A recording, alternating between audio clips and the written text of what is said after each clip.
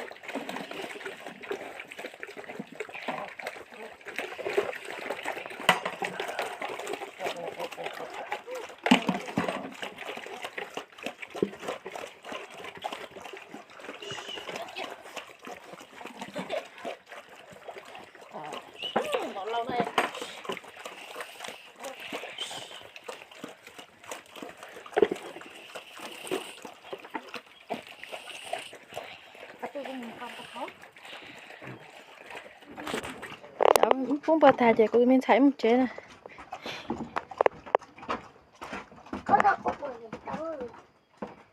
Cái kéo có gì mà.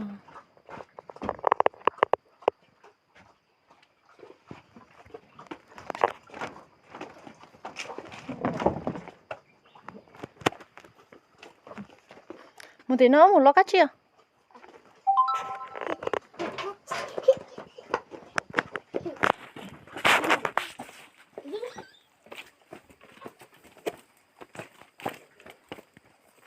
Tại mà chơi ít tóc cái phun bờ tạt chơi.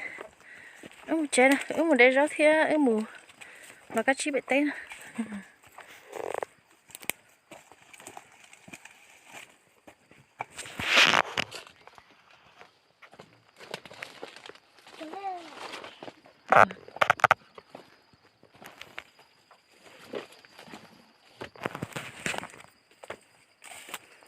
Một chú à.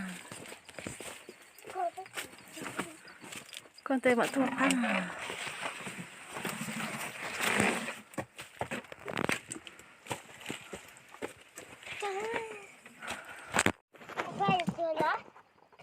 Sao nữa chứ? Rồi là cách chi là chứ. Cô tôi thấy một đây rau này. Cái gì tao sắc cơ.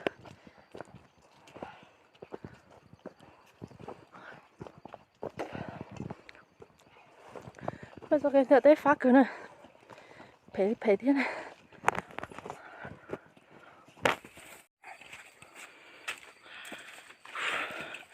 Bây giờ cái đây rất đấy cơ này. Nó chơi cho mình thấy nè. Này tới lo này tới mua xe xong rồi. Tới chỉ mà mua món lại nha. Nhiều cả.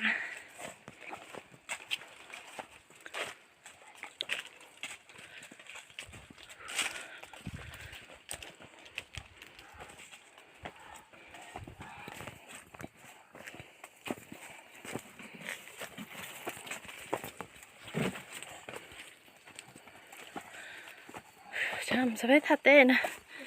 Thế tê chứ, cho tê rong.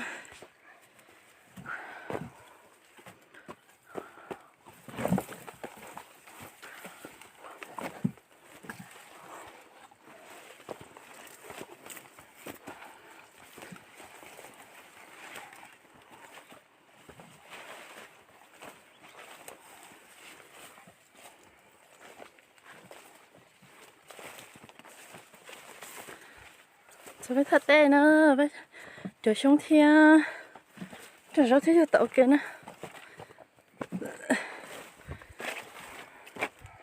cho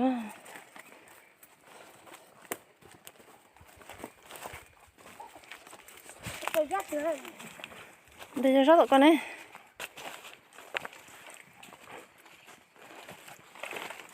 Như vậy á.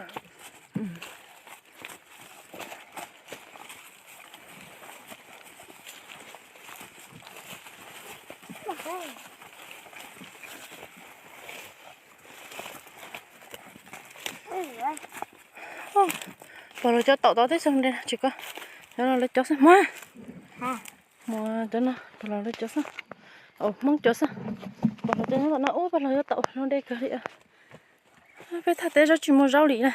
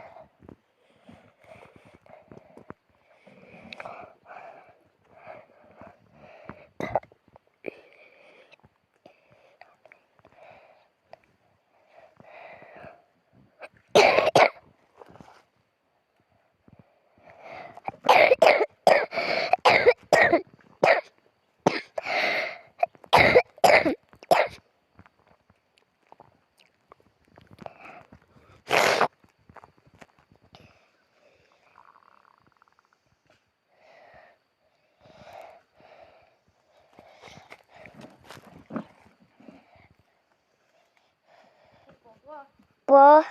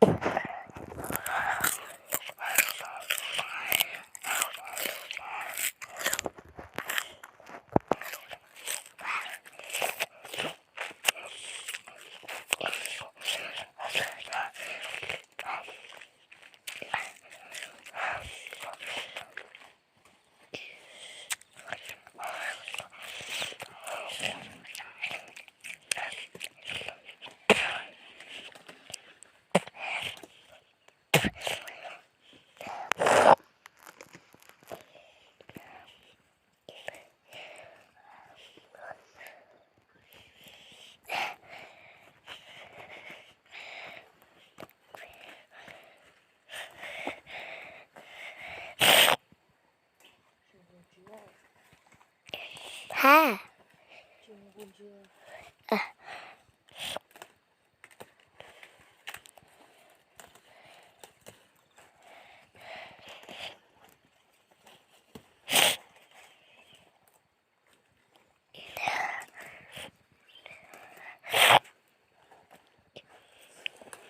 Ta tao.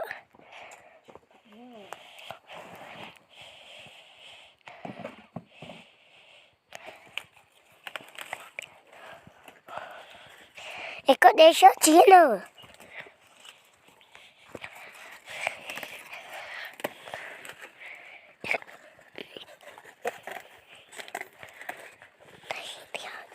theo chân tôi này của tụi mình thấy là một chế nè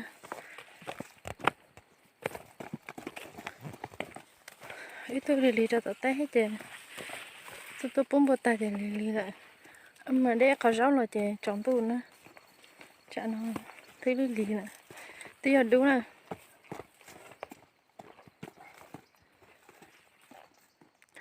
lại bé nhá nhỏ này nó giờ hà rong lo mơn tông đàn tàu chân tàu nó lo xem nè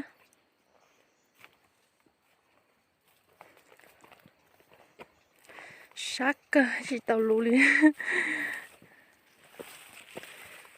chắc cái phát phá là tên là chỉ mua mâm lấy hía thế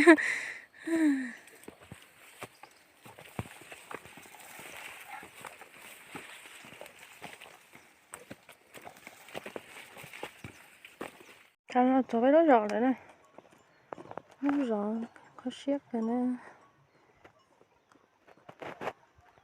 cho nó cho chọn tôi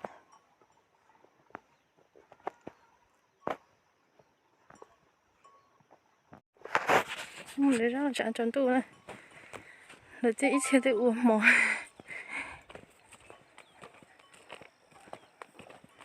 để nói phải nói rõ nữa